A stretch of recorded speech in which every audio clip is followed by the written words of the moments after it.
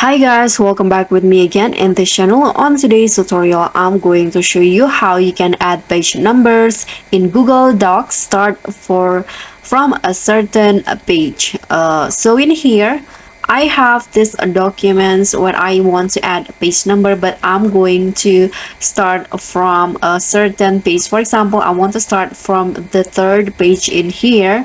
So what you need to do is here, first just add the page number, just click on insert at the top, add the page numbers, and here are some options of page number layout that you can select it.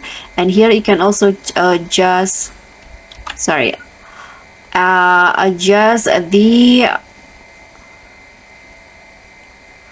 you can see the start where you want to start, or just show on the first page or numbering here. And after that, here you can adjust